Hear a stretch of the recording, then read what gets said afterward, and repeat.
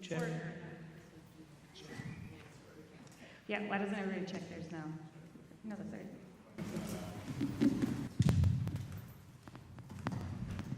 Yours is not up top. Testing.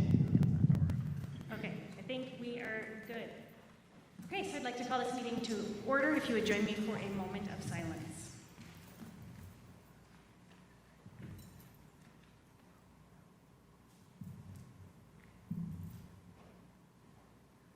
And if you would all join me for the Pledge of Allegiance.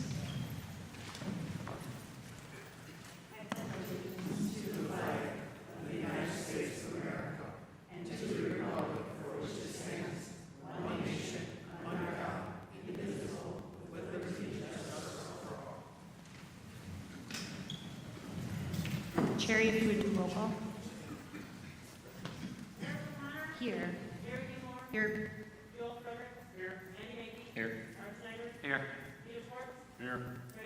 Here. Here. Okay, this is an open meeting and has been noted as such. As always, we will have citizens' comments. You will have 2 minutes per person to come up to. We have 2 microphones that are available. Mary will keep a timer and she'll kind of give you a heads up as your time comes to a close. But before we start our citizens' comments, I think it's important for us to just kind of acknowledge our meeting Wednesday night. I think it was difficult and challenging all around. I believe that we've all learned something from it. I definitely have. It's in the past. We've got a lot of great work to do. We've got a lot of stuff to do to finish this year strong. So I'd like to just really move forward positively and doing all the things that we know that we can do. And I would like to say something. I've been on this board 14 years. I have not had an episode like I had on Wednesday. And I'm very sorry that I said some inappropriate things. And I made a mistake, and I'm sorry. Very sorry. Okay, so we will jump into citizens' comments. I have a number that are live and a number that are emailed. So we will start with Bill Lawler, and then I will read one after you. You can come now.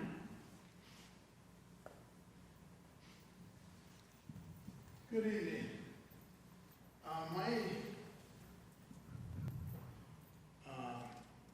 My little speech or thing to you tonight is about God and country.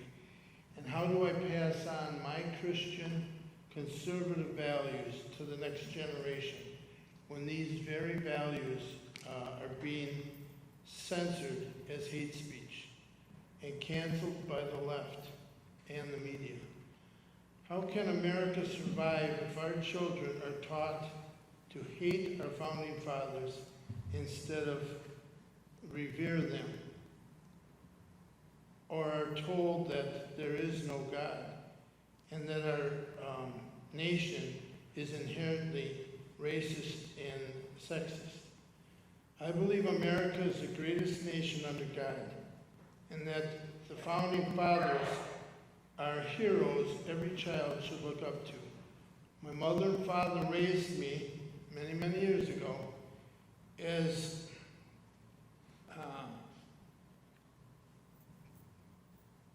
how blessed I am to be an American.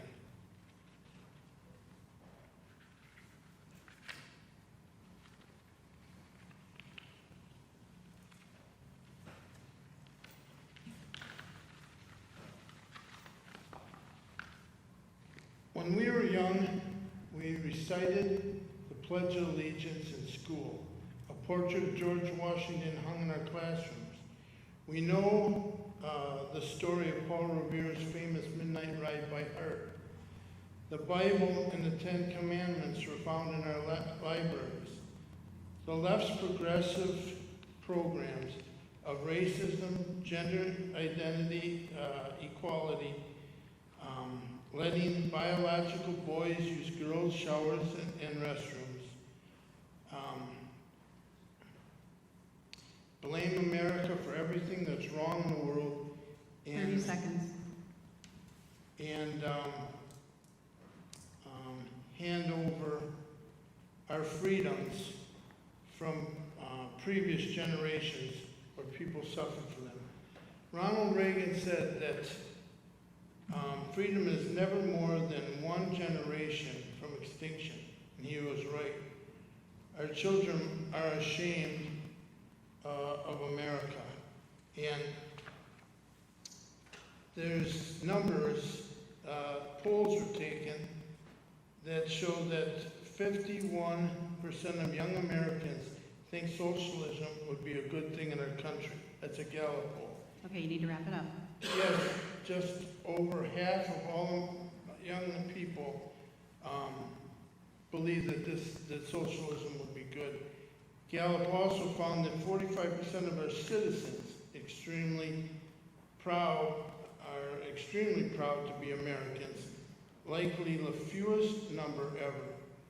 The young men and women aged 18 to 29 number only 24% of that.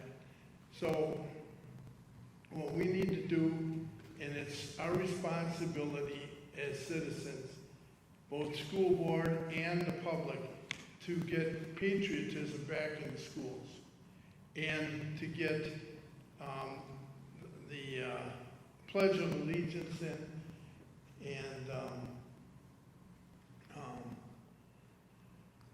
you know, on this mask thing, as far as now the kids say that they got to wear a mask on the bus.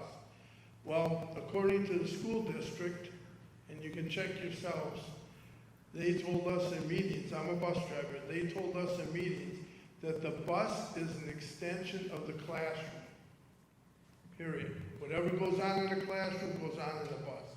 Okay, you really have to wrap it up. We can't keep you going. Our buses are not federal because most of our buses can't even leave the state.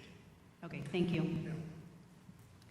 Okay, thank you. I am going to read a comment from Monica Grossman, and then following that, we'll have Mark Summers. Regarding your meeting tonight, May 24th, 2021, and decisions for quarantine and non-mask students with close contact. Treating children who choose not to wear a mask differently than children who do choose to wear a mask is not acceptable. If the student is not exhibiting any symptoms, they should not be mandated to quarantine simply for not wearing a mask. This sounds like a way to bully students and parents into making children wear masks. There are no scientific studies proving masks work. Neighboring districts that have removed the mask mandates do not have this policy. There is no reason for this. Insurance companies and lawyers are not a reason. At the last meeting, Sean McNulty tried using insurance companies and lawyers as a reason to keep the mask policy. Lawyers and insurance companies should not be running our school. We elected you, our school board, to be the voice for the parents, not the voice for the lawyers and insurance companies. Treating students differently based on choosing to wear a mask or not is nothing more than a modern-day segregation and discrimination against students and parents. So tonight I'm asking all of you to treat all of the children the same, fairly, equally. Keep the quarantine for non-masked students with no symptoms to parents' discretion. Monica Grossman. Now, Mark.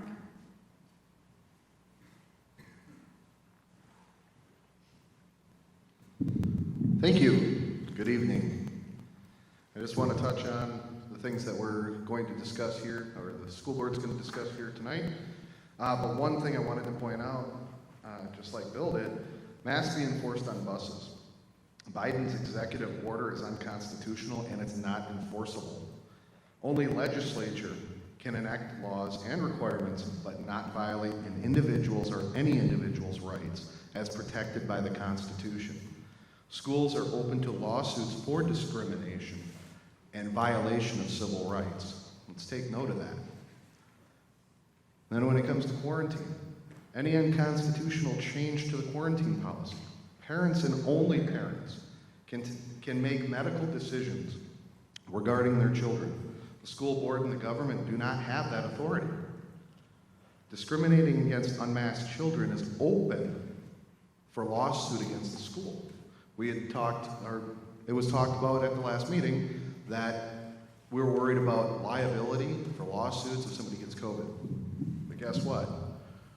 It goes the opposite way. It's open to lawsuits from parents that are sick and tired of it and their kids getting discriminated against. We don't want any more lies about liability insurance. We need to educate ourselves on Wisconsin law. Wisconsin Statute 895.476, civil liability exemption.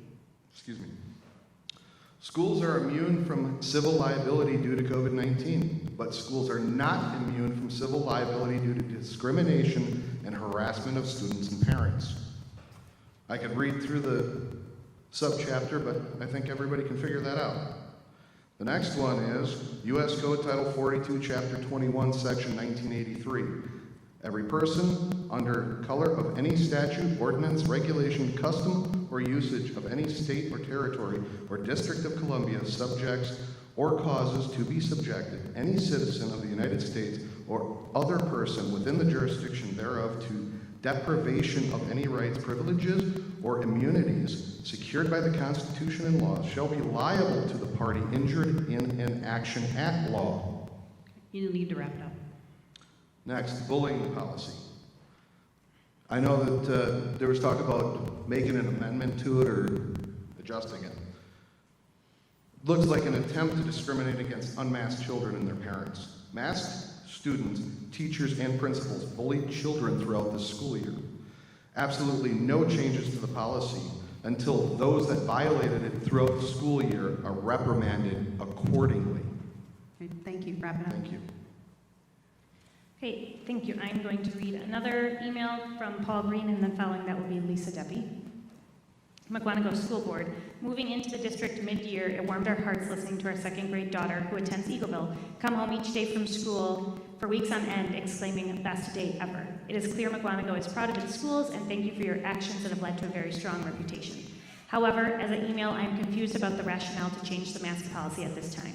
Currently, DHS and CDC recommend the continued use of masking. Having given this serious consideration, I do not see the reasoning or evidence to make masking optional. I am saddened this change forces us to make tough decisions about the health and happiness of our daughter. Is there a reason why this decision was made? Okay, then Lisa. Good evening, everybody. Too many healthy kids missed milestone blasts this year because of contact tracing and quarantine.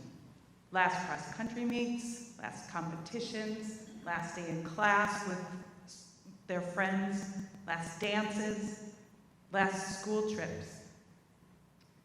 The fact is that today, COVID-19 is not a public health crisis. It's time to lead with logic rather than cower with fear, and to do it for our kids. Thanks. Thank you. I will read another one. Steve Brogley, and then after that, Armando Berzoni. It says, hello, just a quick message to share that our family would like to see the district keep the current quarantine procedures to optional. With about 2 weeks left of school, there isn't a reason to make kids quarantine. If the Waukesha School District can keep it optional, so can we. Bottom line, I would hate for my kids to be forced to quarantine for potentially the rest of the year and miss out on the fun times, especially if they wouldn't be showing any symptoms. Thank you, Steve Brogley. Armando?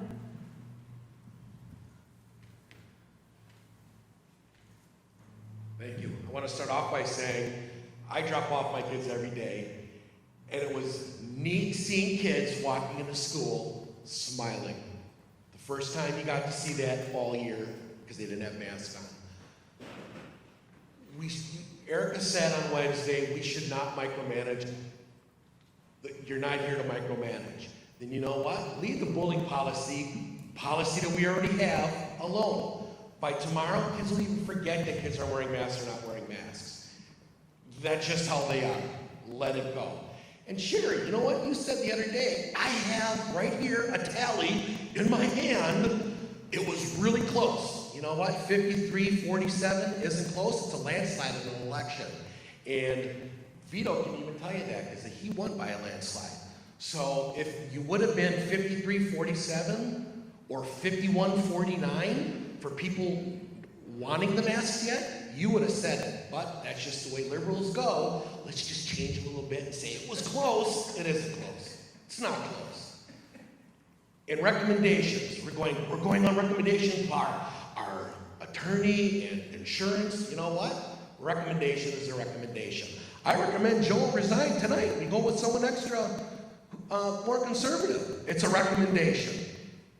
You know what? People, stop voting for your friend who is a nice teacher all their life. Stop voting for your kid's football coach. Vote for someone who you know is going to have the same values as the people in your community. And this community is conservative. by most. The school board should be known that they're coming for you. You got away with something because Harassment pulled the wrong papers, but you are going to be voted out probably in the next year or two. So thank you for voting down the masks. It was wonderful seeing my son smile and other kids walking into school happy. Don't micromanage. A recommendation is a recommendation. Are you going to take the recommendation? Then don't vote the way other people don't want you to vote. Thank you.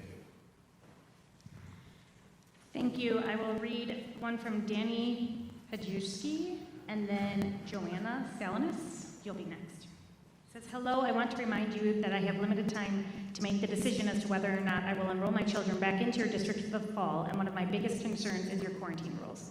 Virtual learning was not a good fit for us, and instead of doing that, if my children are sick, I would prefer to pick up their books. I also love volunteering in the classroom and would very much enjoy doing that again. Thank you to those of you on the board who voted to make masks optional. That was also very important to us, as well as to not to be treated differently based on whether or not we have a mask. That includes the quarantine policy. It should be the same for everyone. It just isn't right to exclude people or discriminate based on their personal health decisions. Please also consider lifting the rule that they be worn on the buses. I was thinking as well about the concerns you were expressing last week about legal ramifications from not enforcing CDC recommendations, which are not laws. Could you just hand parents a piece of paper to sign that covers you from liability? Just curious. Thank you for your service to the community. It is not unappreciated. Joanna?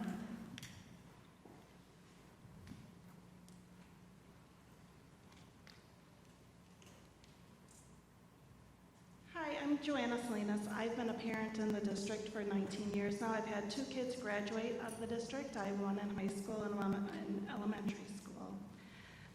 So of my 4 kids, I've had one in speech and language with an IEP. I have one with medical conditions that require constant care. I had a high schooler who was an athlete, ended up with whooping cough, and ended up breaking ribs from coughing so hard and throwing up every day in the hallway. Because of that. So I've been dealing with the health in the district for a very long time. So I just wanted to say I was very dismayed as I watched the school board meeting last week that proposals were being brought forward, decisions were being made without any medical staff here in the building at that meeting.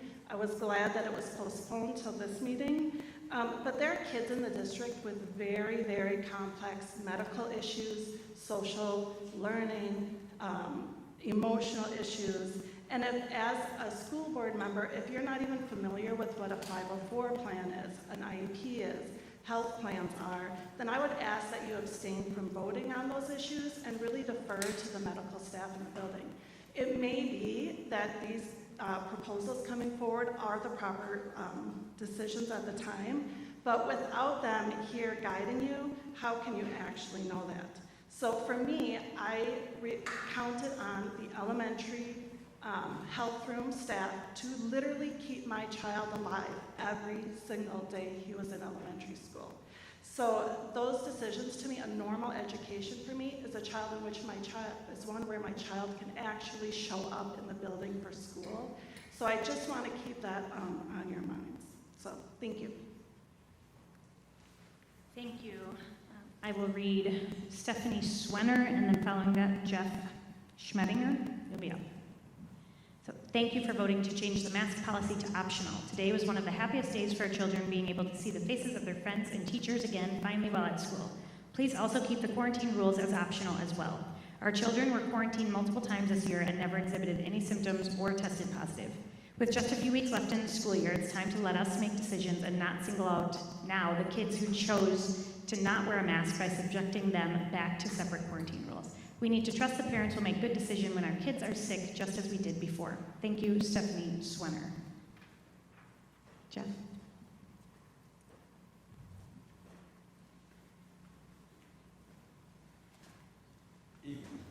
First thing I'd like to do is thank Art for actually apologizing. I appreciate it if nobody else does. I know I got to hear it from various coworkers because I live in the school district. The thing that I'd like to discuss and brought up, Erica had brought it up, I believe, at the meeting on Wednesday, maybe Andy. My daughter was sent home from school 2 Mondays ago. She missed 2.5 days of school. When I picked her up, go back, the nurse called, said she was slightly nauseous, had a headache, and was stuffed up. I picked her up 15 minutes later. I happened to be off work that day. I picked her up, and she had absolutely no symptoms when she hopped in my truck. She's a little girl. This is the third time this year I had to pick her up. The very first time, all she had was a headache. It was one thing, and she sent home. Not only that, but that one thing sent her home, and I had to pay for her to go get a COVID test to be able to come back to school. The great thing is you guys don't accept the rapid test to allow the kids to come back right away the next day. My daughter had to have 2.5 days before it finally came back. I work at St. Luke's. I work in the OR. For us in the OR, if somebody doesn't have a COVID test done, they have to have a test. We don't wait 3 days. In the OR, they come in with a rapid test. If it's acceptable for an OR to give a rapid test, I don't know why it isn't acceptable for us to accept somebody who is in school, not being cut open, somebody who's in school, to accept that same rapid test. We shouldn't be missing so much school waiting for these results to come back. We shouldn't be missing so much school because a child has 1 or 2 symptoms, especially at this time of year when it can be allergies. Okay, you'll need to wrap it up. I'm done, thanks. Thank you. Okay, next we have Micah Roberts.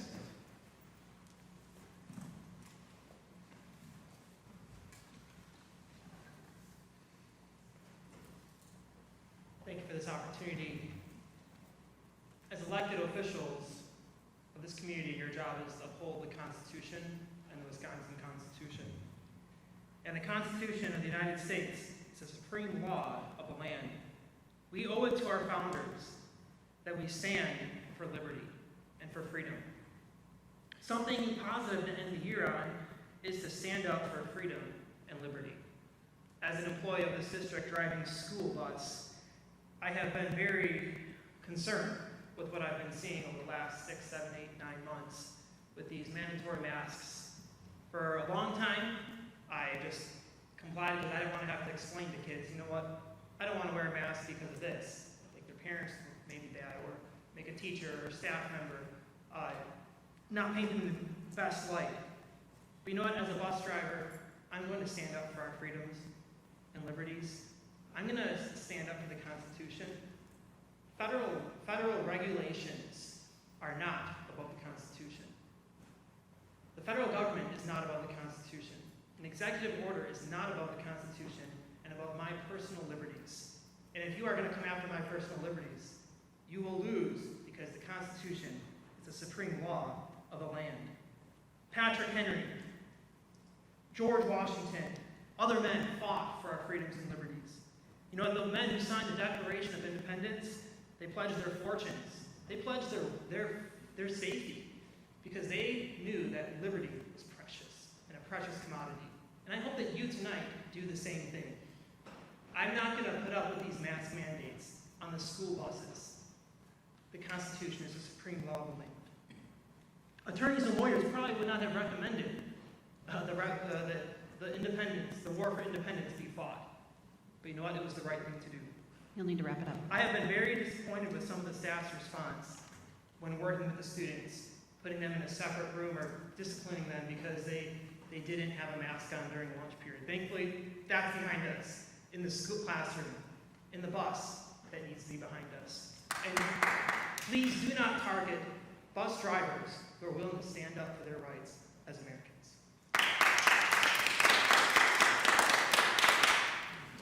Thank you. Next, we have Andrea Cooper.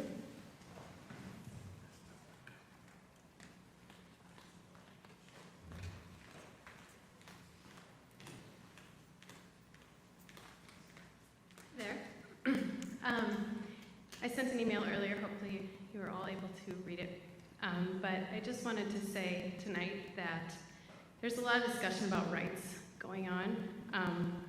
Thankfully, I have 4 healthy children, that I don't need to worry about, like some other people have mentioned. But sometimes as a community, it's the right thing to do to maybe put my own rights aside as a healthy person in order that someone else who is not that lucky can have rights too. And based on the meeting last week and the feeling that is in this room, I just want to speak for the other side of the community that maybe is not shouting as loud, but is still part of this community. And we deserve to be heard as well. And I'm hoping that tonight you guys will consider the needs of all of the children. We literally have 12 days left. 12 days. And throwing everything kind of into chaos in the classrooms, you know, it's hard enough as it is this year for teachers. And I don't feel like maybe people are paying attention to that when they make their comments. And so hopefully, I just hope that people will remember that your rights are not necessarily the most important when there's other people that are depending on you to make decisions for them. So please just keep in mind, there are a lot of kids that have a lot of needs. And just think about that when you're making your choices. Thank you. Next, we have Rhonda Hinkle.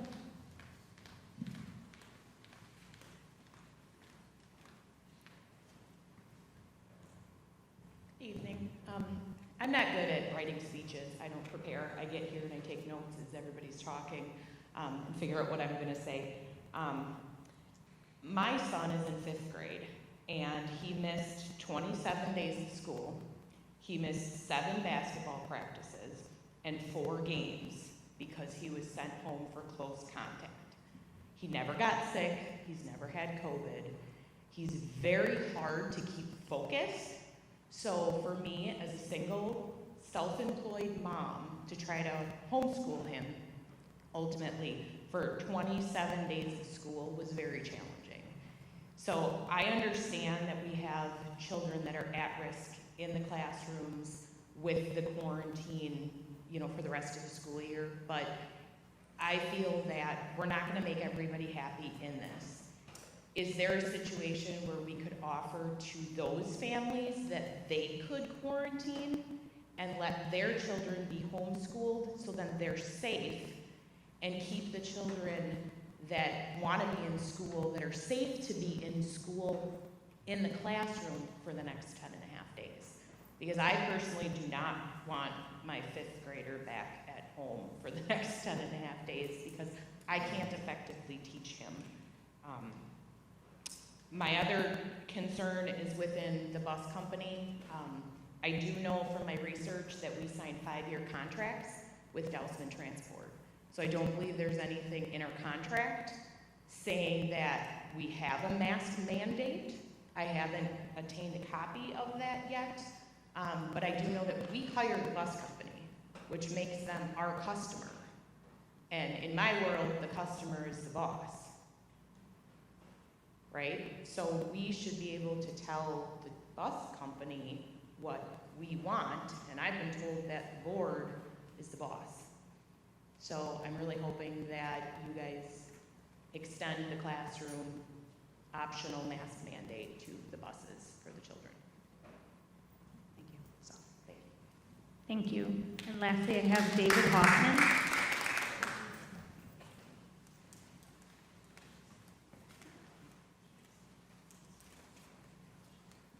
I just want to first off thank you for meeting you guys out last week. I know it wasn't comfortable for anyone. I hope we all just learn from it and reflect on it a little bit and understand that a few bad apples don't spoil a bunch. And I think there was a point there where I think a lot of people felt they were being talked at by children. So that's just that. Art, very disappointed. I know you from football. I know you wouldn't tolerate that on a football field, but I also understand that in frustration, people's true feelings come out, and I hope all of you know that I won't go away, but I also won't yell at you either. So I'll just listen, I'll just watch, I hope everyone else will, And as Bert said, I hope more people show up to all the other meetings and not just these mass meetings, because, yeah, these are about rights and freedoms, but, you know, what our kids are being taught and, or indoctrinated, however you want to put it, I think is just as important. Thank you. Right.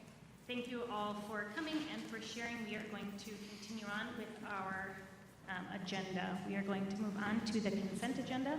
I am looking for approval of board minutes of April 26, 2021, the approval of the special board meeting minutes of May 19th, 2021, as well as the approval of vouchers numbers 132693 to 133142 in the amount of $1.9 million and change, and receipts for April 2021 totaling $1.1 million and change. Do I have any questions or concerns?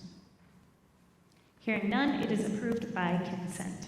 We are going to move into our student rep reports. We have McKenna and Emily here with us for their last meeting and their last report. We just want to thank you ladies very much for being here with us all year, for all of the great work that you have done.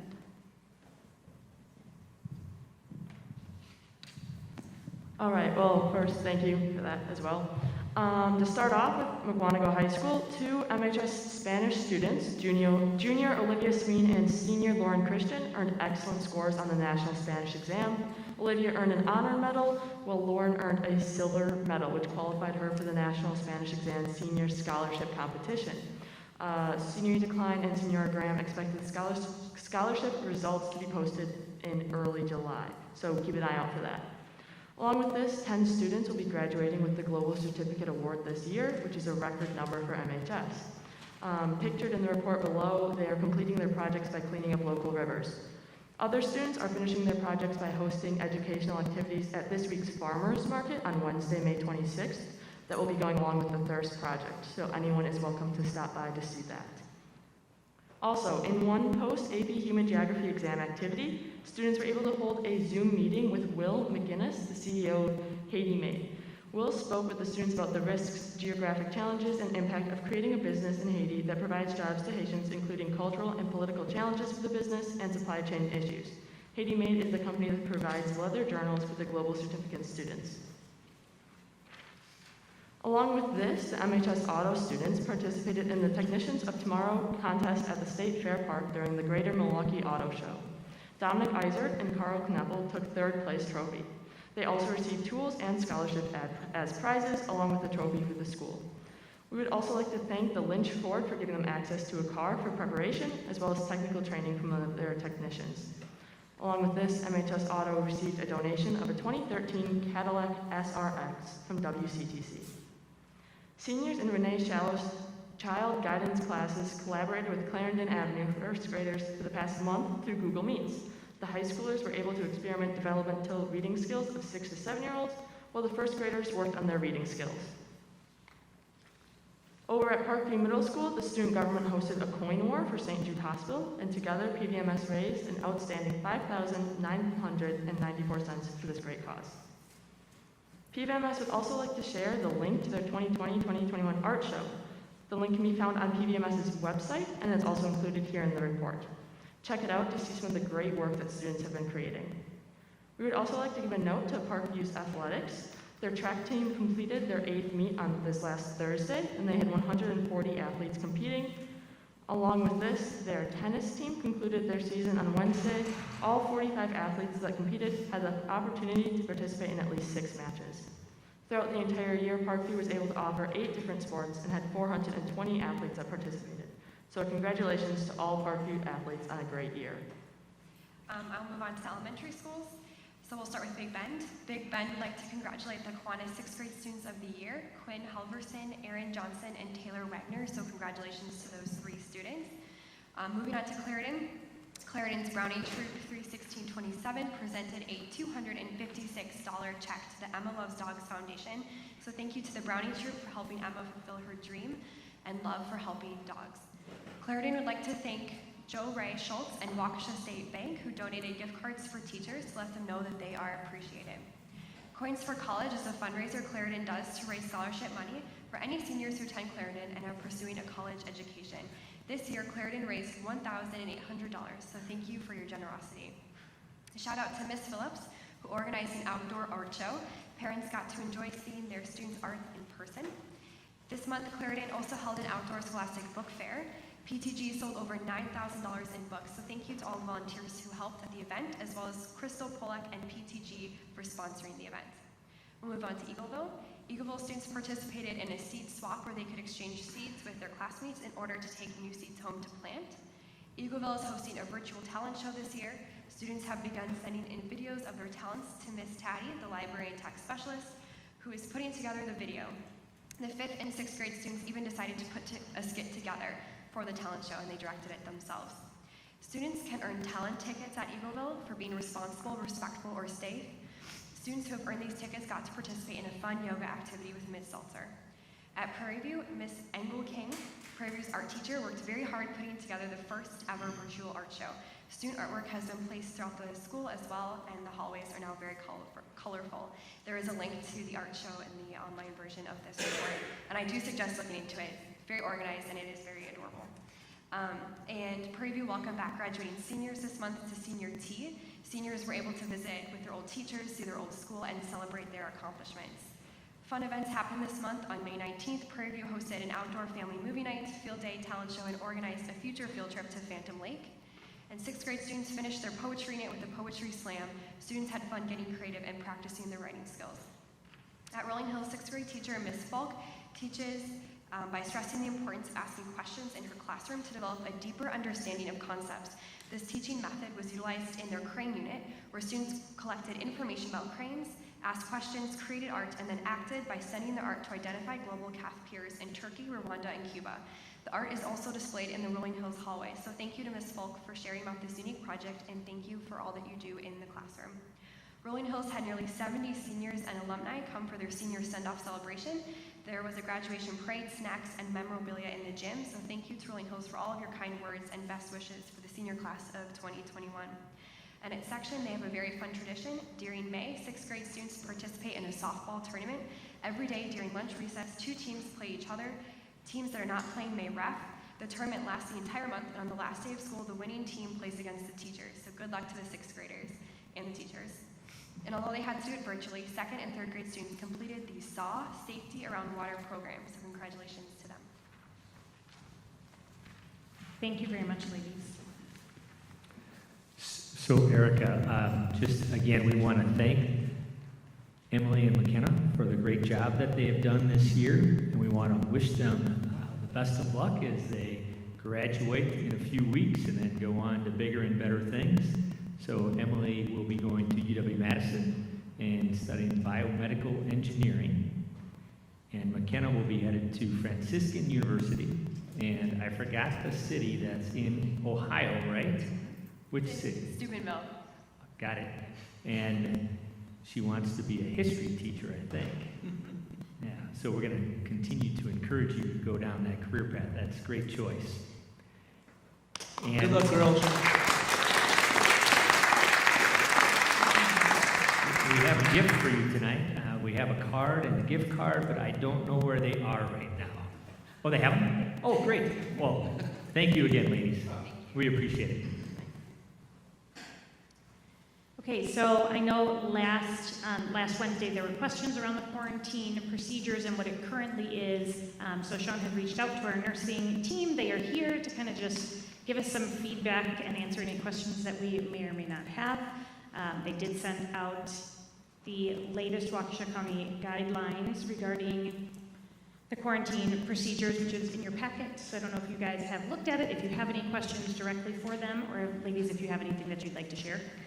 So I think that I would like to introduce them. Yes. And so please join me in welcoming Noelle Mengi, Susan Carmen, Katie Sobiak, and Jennifer Ebner.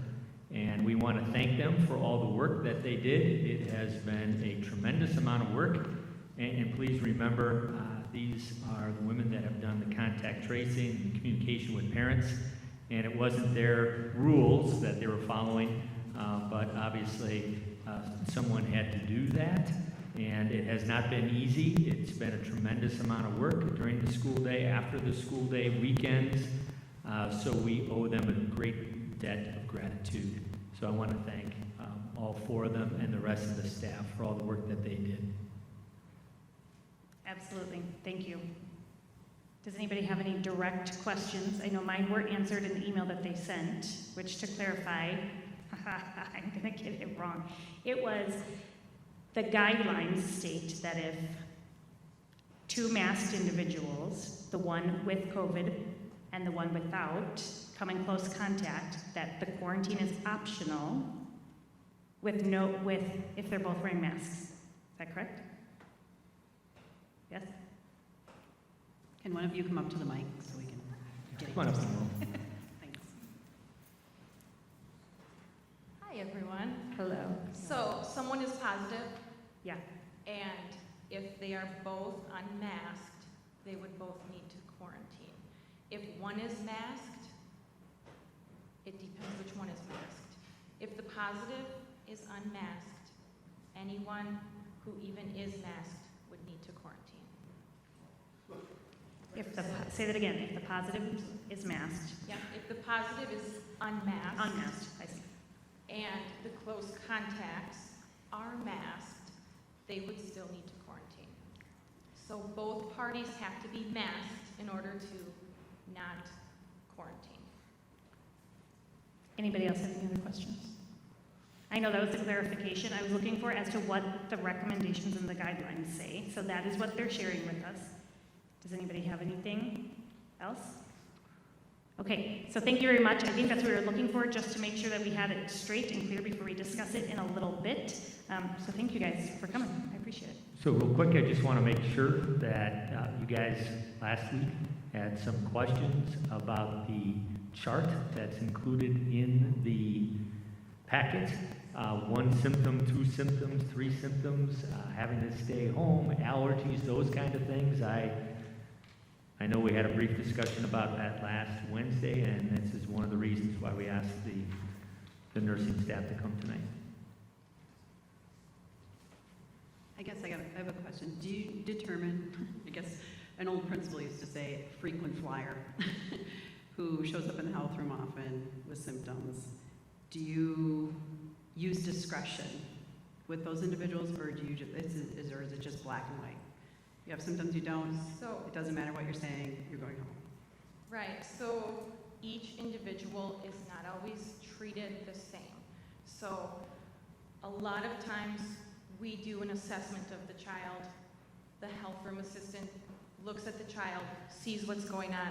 Some children just need to rest for a moment. They just need that time out. We do not consider that fatigue. Abnormal fatigue, absolutely not. That's maybe a frequent flyer who just needs to take a break. So every situation does get looked at. Not everyone is just a checkbox. Oh, you're tired today. Check. No.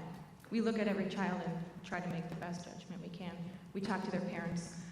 Their parents know the child best. We try to compromise on things. There's things we can't compromise on. A child comes in, they don't feel good.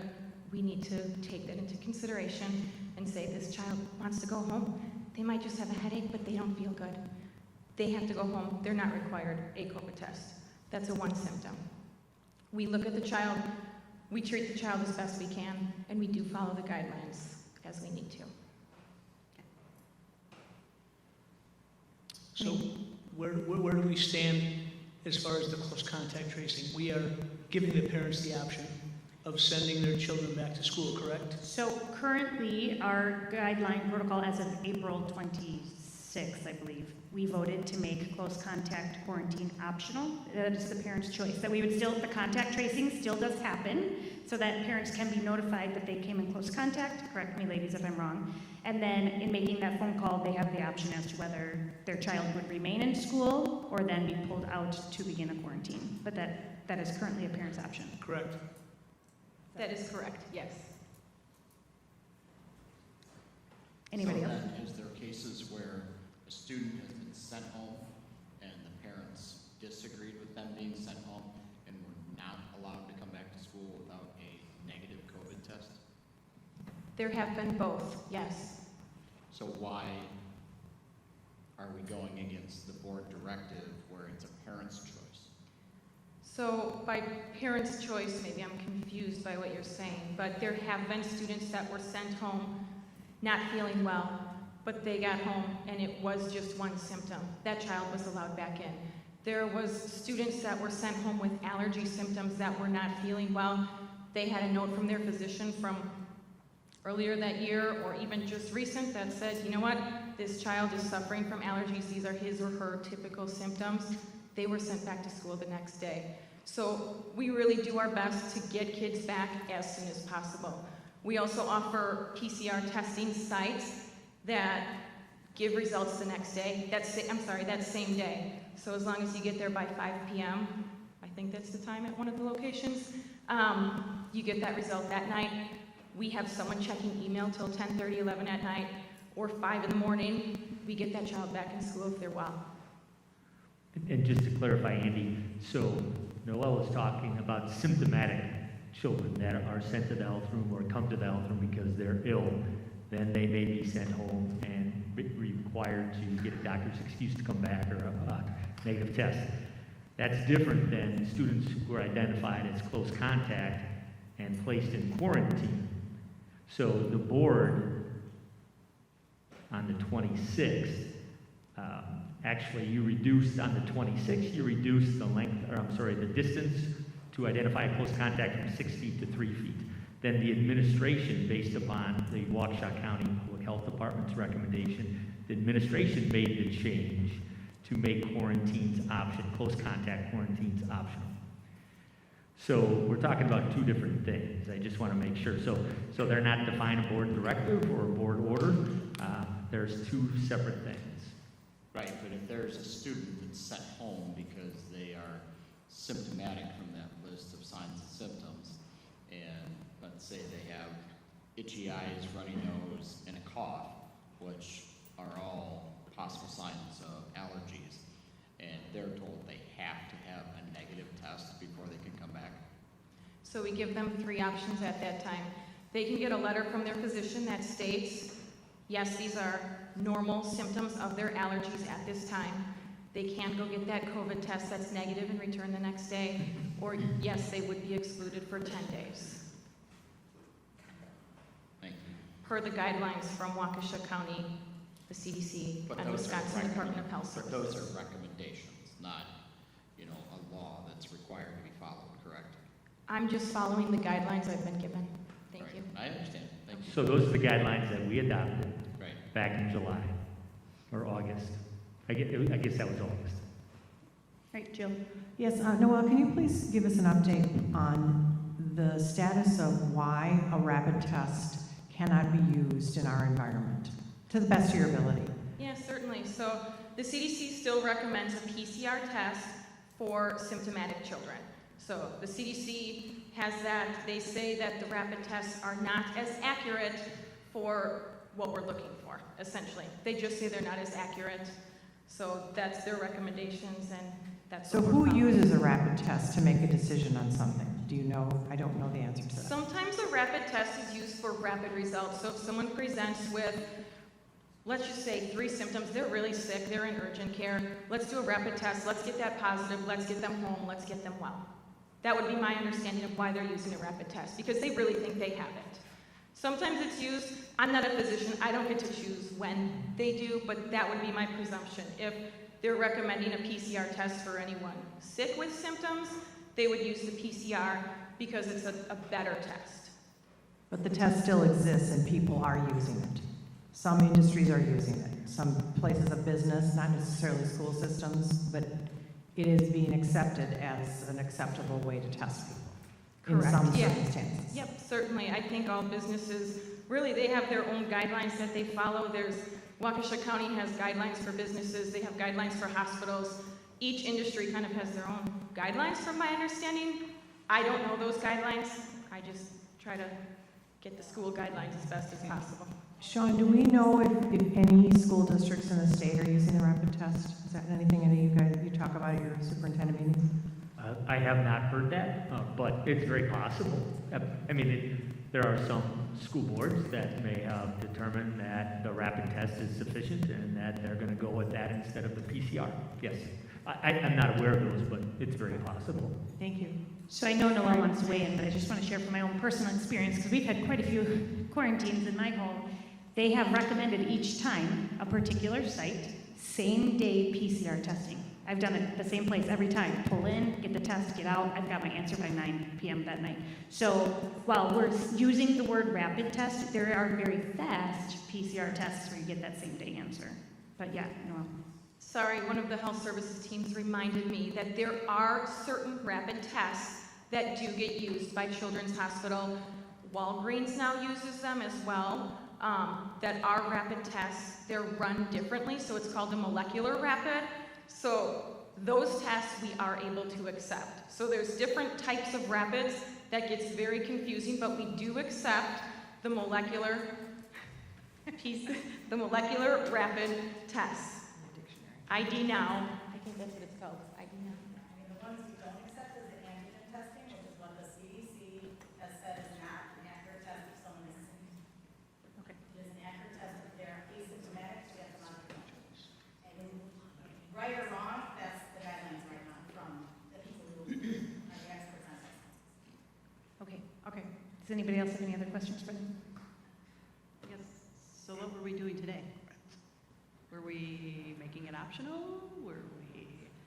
So I asked them if there were any positives that they should call me, and then I would make that determination. So it wouldn't. Dr. McNulty, how did it go today? Wouldn't be there. It would be fine.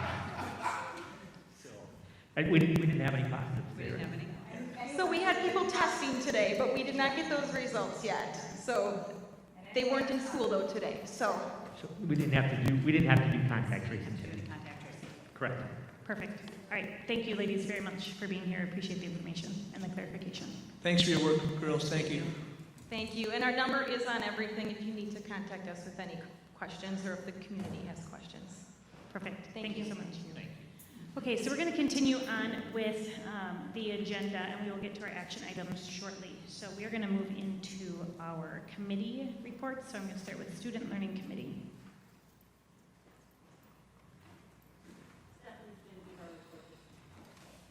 So at the Student Learning Committee, a few of the things will be under action item, but there was a policy review as normal. We did review the social studies standards one more time before the team begins writing the social studies curriculum with the new materials that have been purchased this summer. And then we did do an update on summer school. Summer school still has numbers in the thousands of students attending. It is fully staffed again as of today, and final plans are being made for summer school. Any questions for Stephanie? Thank you. And then Personnel Committee update. Personnel, we reviewed some policies. We have no changes to come before the board.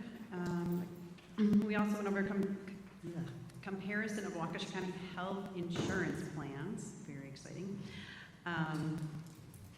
We're looking at them as compared to what ours and just getting an overview. And last we talked about the teacher compensation plan going forward for next year, and we're just getting an idea of where we're going and where we're headed. Thank you. And then Jill with Finance and Facility Committee. Sure. Andy Wagner came to our meeting and gave us an update on our solar panels that we have on Mukwonago High School, and we installed them in November of 19, and we have saved $70,000 in utility costs thus far. The way this works is we can sell energy back to the grid if we produce more than we consume. We're not at that point yet, but we are on track for an 8.5-year ROI on the project. He also gave us an update, Tom Krauthaus and Andy gave us an update on the summer seamless option from food service, which will comply with USDA approvals to extend food service to all of our students through the summer, I believe, at this point. Is that right, Sean? That's correct. For right now? Right, for right now.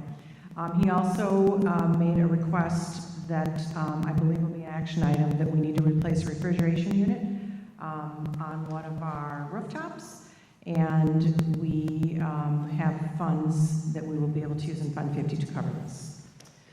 He gave us an update on how we fund our OPEB, which is the medical health benefits for retirees, And we are currently 89% funded. There was a time where we have been 100% funded, and there was a change in it this year because of an audit requirement that we had to do, what's called an implicit rate subsidy. And we have a plan to make that whole again by the time we get through with this budget year. And then, speaking of budgets, he gave us a review on the current status of our budget. And we are 90% through the school year, and therefore we have 10% of our school days remaining, 10% of our budget. And we are on track and coming in under budget, as has been reported all year with no surprises on that angle. And then he also gave us an update on the school budget that he's working on for 21-22. And there is some anticipation of some savings, which we'll be able to reevaluate from a board as to where we reallocate that money. Did I miss anything, Sean? Nope, that was well done. All right, thank you. So we will move into our action items. First up, we have appointments, resignations, and retirements. So we do have some resignations and one retirement tonight. So resignations would include Adam Hackbarth, music teacher at Prairie View and Eagleville, Haley Hendrick, math teacher at Mukwonago High School, Vince Komar, science teacher at Mukwonago High School, Kaylin Fuggerino, 7th grade through 9th grade ELA, Parkview, and also virtual this year. And then one retirement from food service. Please join me in congratulating Jerry Longaville, who has been with us for 18 years. I will do you want me to do the appointments right away, or do you want to? We can just motion for these real quick. Okay, if you want. great. I'll make a motion that we accept these retirements and resignations. Second. I have a motion and a second. All those in favor say aye. Aye. Any opposed? Okay. Thank you to Jerry for her years of service. Absolutely. And then appointments. And then we have several appointments tonight. So Jason Winke, tech ed teacher at Mukwonago High School. Tanner Johnson, Phi Ed teacher at Rolling Hills. Thomas Canoff, Phi Ed teacher at Prairie View and Eagleville. Melanie Carlson, school counselor at Mukwonago High School. Laura Wood, school counselor at Parkview Middle School. Hannah Schultz, math teacher at Mukwonago High School. Emily Ripp, world language teacher, Spanish at MHS. Scott Skornicka, English Language Arts at Mukwonago High School. Dan Pollock, science teacher at Mukwonago High School. Jessica Nielsen, health science teacher at Mukwonago High School. Lana Plant, English Language Arts at Parkview Middle School. Teresa McElravy, I think, and Teresa's going to be mad at me if I got that wrong. I apologize. So Prairie View Elementary, and that's speech and language. Casey Smith, school counselor at the high school. Allison Burlage, math teacher at the high school. And then Alexandra Schneider, 5th grade teacher at Big Bend. HR has been busy.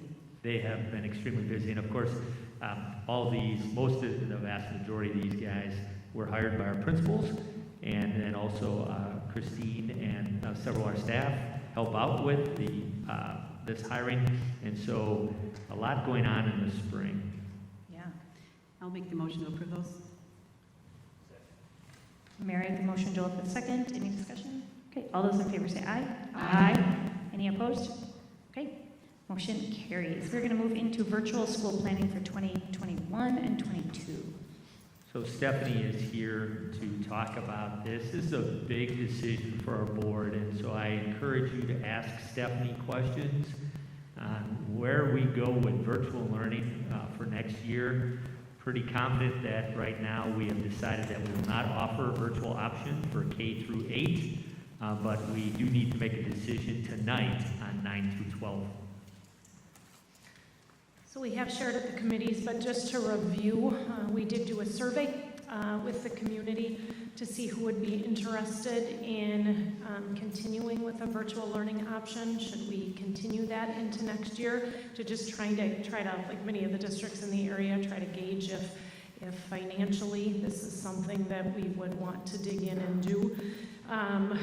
As of when the survey closed on April 26th, We had gotten 99 responses. We only asked for responses from families who were interested. We did send that out through Keynote multiple times. We also sent it specifically to our virtual families in a newsletter multiple times, thinking those are the families maybe that would want to commit. We had only 38 students, families who said they were interested in a K-6 environment and 13 students in a 7-8. So when Sean says that we're making the recommendation probably not to continue with the virtual, it would be financially not very feasible for us to replicate anything close to what we were able to provide families this year in a virtual setting for that. I don't want to put teachers in a position where they're trying to teach kindergarten, first, second, and third all at the same time. I don't think that's good for education and something that we would want to offer our families at this point. Remember that we had 2 classrooms per grade level in virtual this year, and so we were really able to set up a virtual setting that I think most of our families were very pleased with. We did have 50 students at the time of the survey and a few that have added since then that were interested in the 9-12. And so we looked into many options with which the memo has on it, just trying to look at financially what would make sense to continue a virtual learning, and also trying to take a look at the fact that the board had expressed interest at one point in this being a long-term option. I do feel strongly that if the board still is interested in having a virtual setting in a non-COVID world, based on what you were thinking a few years ago, that we don't lose the momentum on what we've built this year at this point. I feel very strongly that we can build a virtual school 9-12 2.0 that builds on the strengths we had this year and corrects some of the things that we didn't like necessarily about it this year. And so my recommendation would be, if the board is interested in having a virtual school as you once were, that we do continue that. In addition, if Tom were here, he would tell you that because we have the ESSER funds available to us, this is a good time financially to continue this model, and then reevaluate after year 1 and year 2 maybe. I am recommending that we, for the 9-12 environment, that we cap the virtual school at 125 students so we can plan. And maybe we don't get to that. Again, I don't know what the numbers will be, but that we not run into the situation that we did last August where we were trying to hire really, really late for it, and then we saw numbers growing and we were still hiring into the fall, but that we pick a number that we feel like we can support well, and that we build an environment that we'll be proud of moving forward. Questions at all? When you're looking forward to the virtual school, are you also going to have it open so they can come in and do some trades classes, or is it going to be completely virtual and separate? Yeah, so at this point we would definitely, for some of our hands-on classes, our music teachers also have definitely reached out and said we would really like them in person. So we would look at building something again in a world where COVID wasn't dictating every decision we made with it, where the kids were still allowed to come in for a couple classes.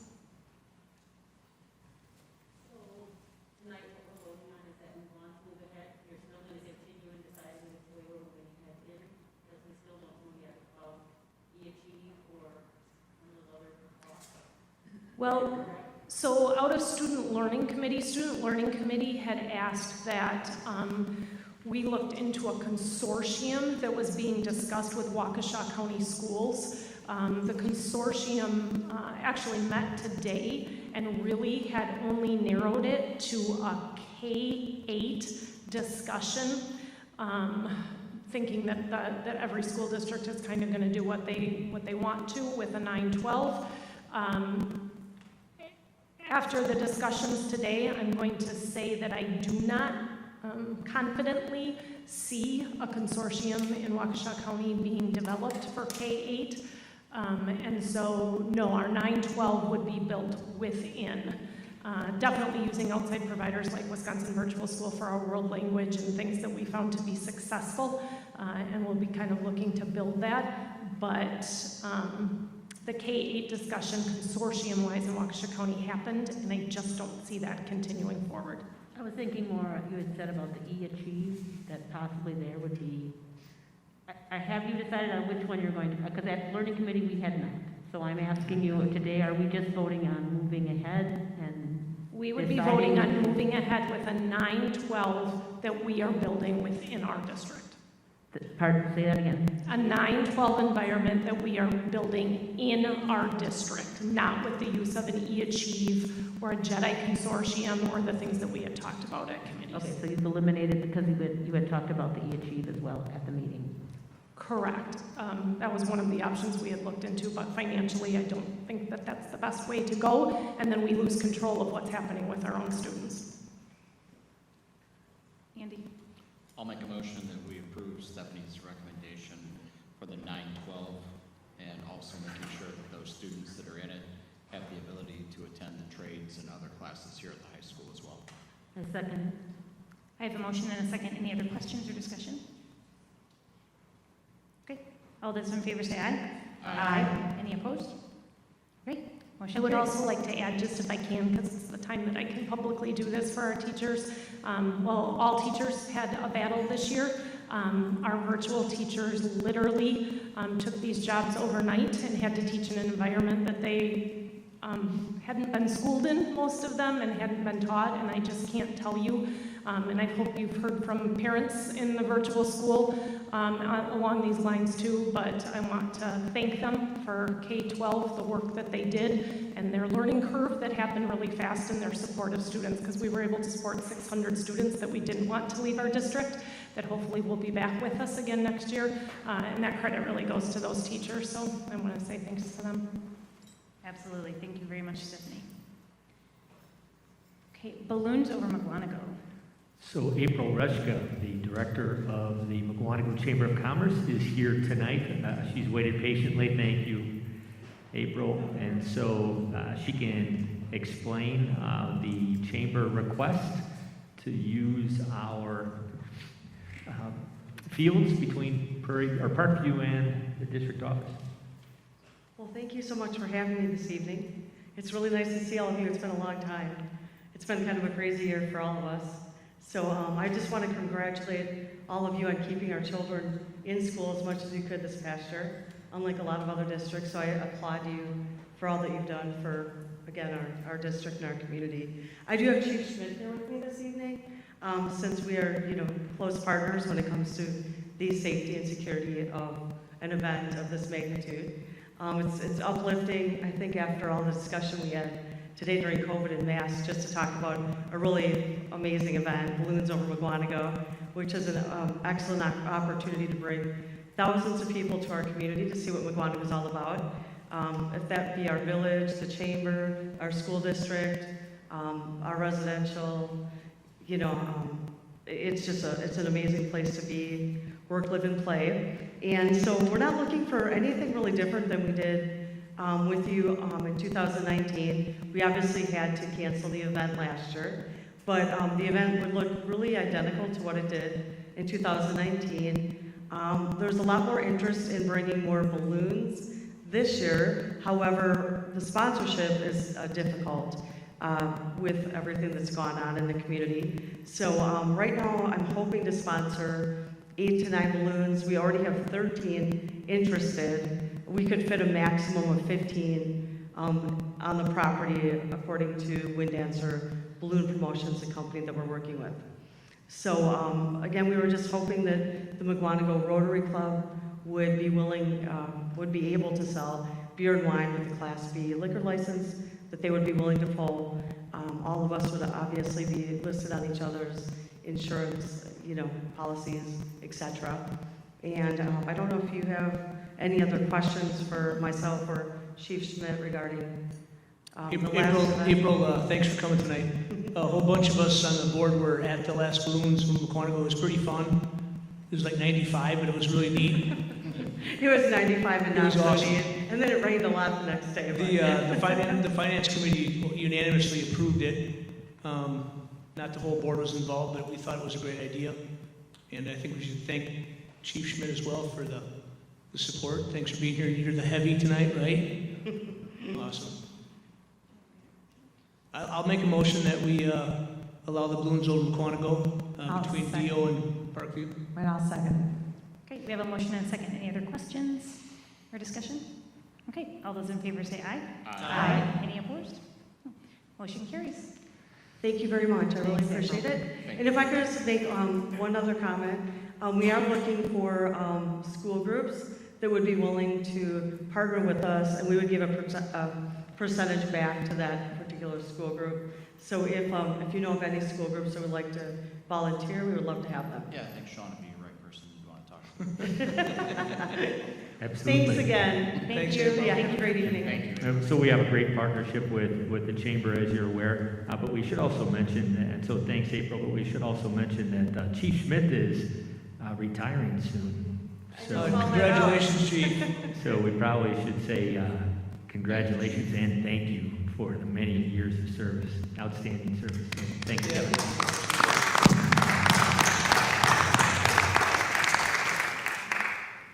Thank you. Thank you. Unless he changed his mind, I didn't ask him. No, okay. He did not. All right, next is spelling connections, 3rd to 6th grade. Can I say one more thing, Erica? Yes, you Chief may. Schmidt, also thank the liaison officers. They're awesome. Those guys are fantastic. Thanks for all you do for that program, too. Thank you. Yeah, thanks very much. It's been a great working with Sean and the whole school district, and I'll miss that part of it. Thank you, Greg. A lot of the other stuff I won't miss. Good luck, Chief. Thank you. Godspeed. Okay, sorry, spelling connections for 3rd to 6th grade. So presented to the Learning Committee a new word work spelling program that we'd like to bring in for 3-6. This is kind of 2 years in the making, on and off, interrupted by COVID and closure. But we are ready to move ahead with this adoption for 3-6. I make a motion. And I will second that as well. Does anybody have any questions? Okay. All those in favor say aye. Aye. Any opposed? Okay, motion carries for spelling connections. Great, so next we have 2020-21 COVID mitigation procedures. So this is kind of where we are sitting when it comes to mitigation procedures. This discussion was tabled last Wednesday because we needed more information. The nurses did a great job kind of answering the questions and filling in the gaps. So where we currently are is, I think, Craig, you asked earlier, is that our mitigation right now for close contact quarantines are that parents are contacted and the quarantine is then optional. They can choose if their kids remain in the building or if they come home to quarantine. And then we do, like Noelle said, the nurses and our health room staff kind of judge each case one at a time based on their symptoms and make a judgment call from there. If based on their symptoms they think they should be sent home, etc. So that is currently our protocol. They would then be the ones to inform the families and the parents if they need the test or if they need to get the doctor's notes to come back to school. So that is what it is currently. If that is how we leave it, nothing here needs to be done. If you were wanting a change, you would have to make a motion and get a second to untable the discussion, and then it would require a 2/3 vote rather than a simple majority vote to make that change.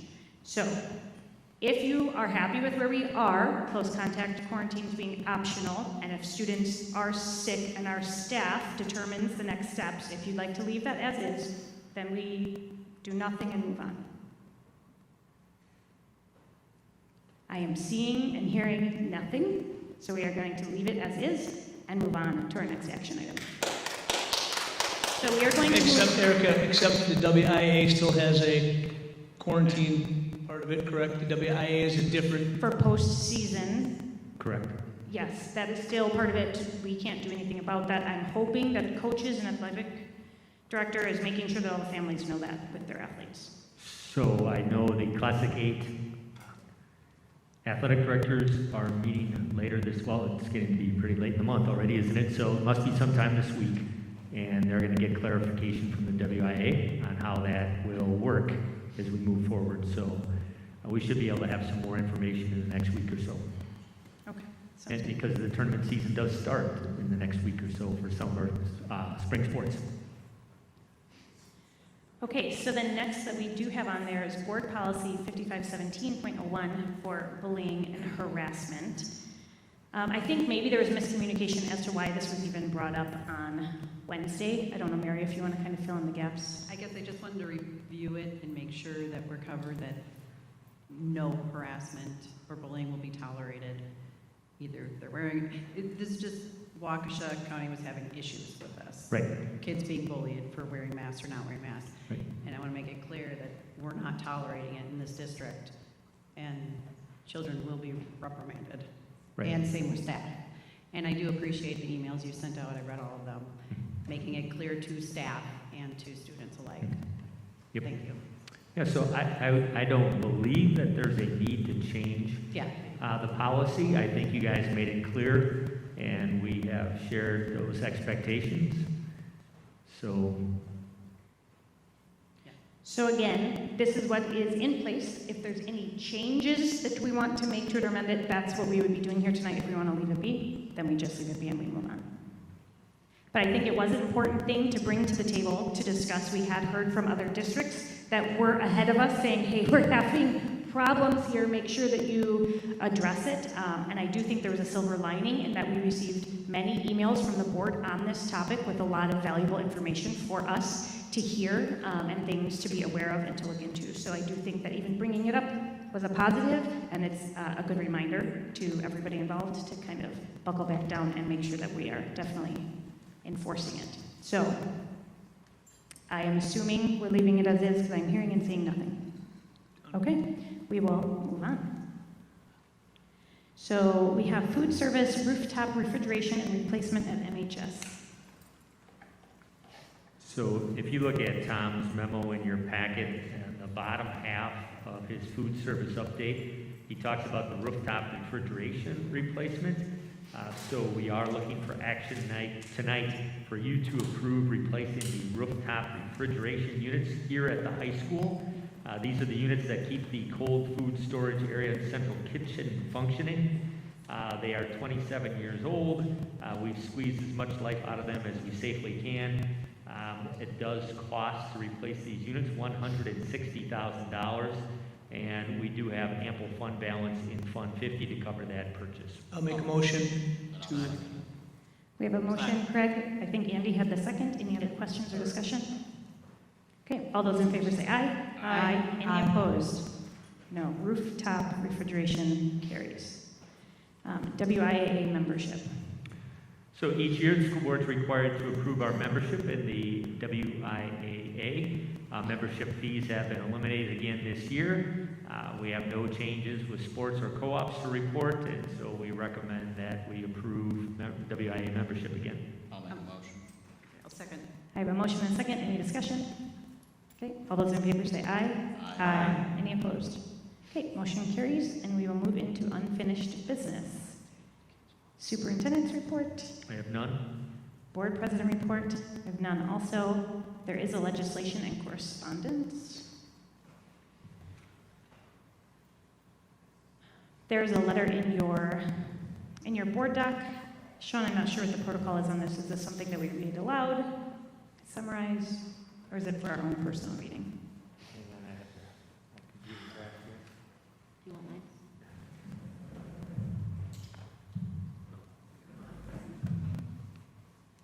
So that's right. So this is a letter from the Into your microphone. Sorry, Sean. Your microphone. So you can take, it's a letter from one of our Parkview Middle School students who's working on an environmental project. So she wanted you to see that. Okay. Perfect. Any board member questions or comments as we finish up the evening? Nothing. Then I will entertain a motion to adjourn. Motion. I have a motion. Andy? I will. Mary, a second. All those in favor say aye. Aye. Opposed? All right. Everyone have a good night. Thank you guys for coming.